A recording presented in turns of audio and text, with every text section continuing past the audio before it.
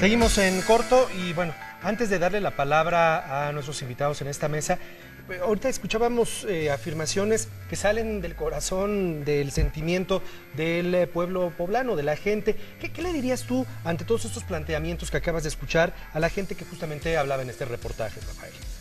Bueno, creo que lamentablemente es una realidad y que los políticos hoy más que nunca debemos recuperar la confianza de los ciudadanos a través de nuestras acciones diarias, a través de nuestro trabajo, planteando soluciones a viejos problemas, soluciones distintas que realmente tomen en cuenta las necesidades de la gente. También creo que es fundamental el que haya una mayor participación de los ciudadanos, porque lamentablemente hemos perdido la confianza y al perder la confianza también perdemos interés.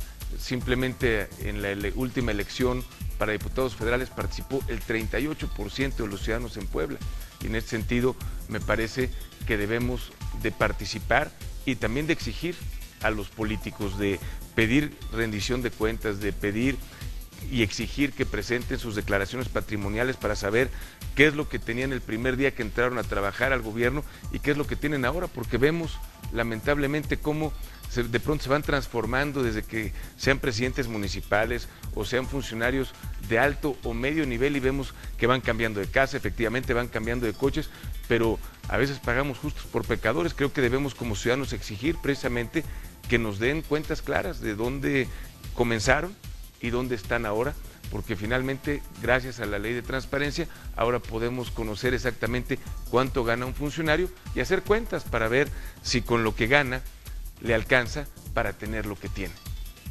Adelante, buenas noches, bienvenido. Senador, mi nombre es Francisco, soy estudiante de la licenciatura en Derecho y mi pregunta es la siguiente. Atendiendo al número de diputados y senadores que integran el Congreso de la Unión, ¿consideraría usted que una reducción a este número generaría un ahorro en el gasto público?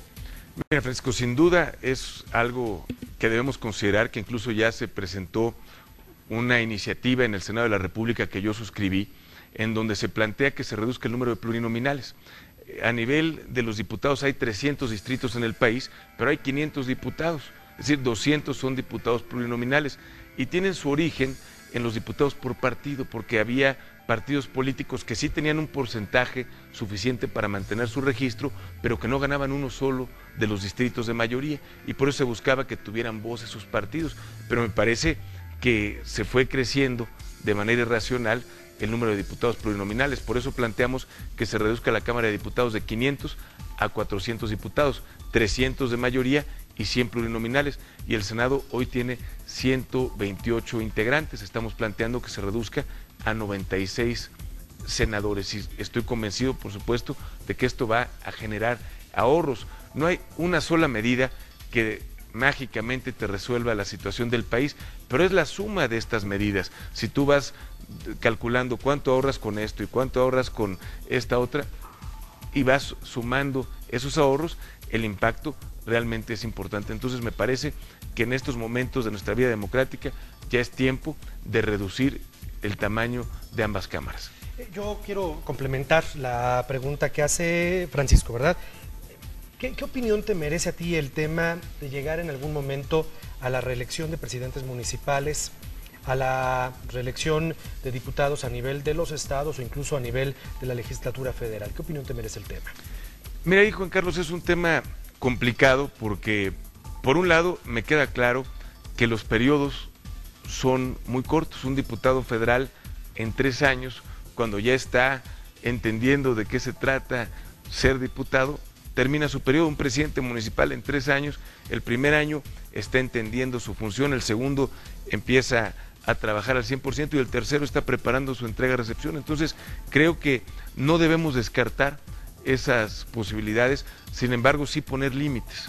Creo que, por ejemplo, países como Estados Unidos, que tienen reelección ilimitada, permiten que haya legisladores que se quedan de por vida y además tienen muchas ventajas al momento de una elección, porque han tenido la posibilidad de apoyar a mucha gente.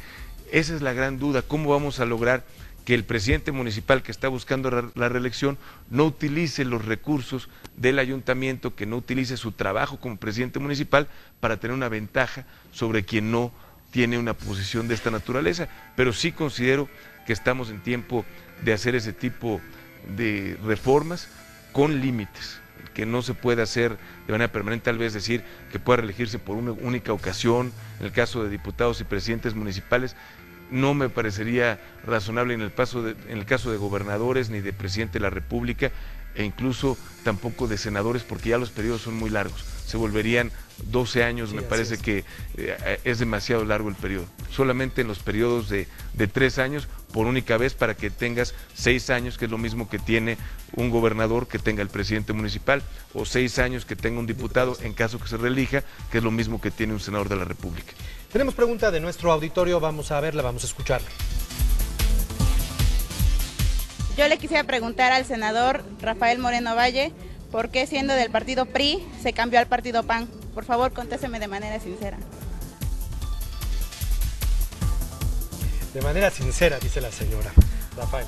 Muy bien, pues sin duda fue una decisión muy complicada, muy difícil, pero fue el producto de una serie de circunstancias que se fueron presentando.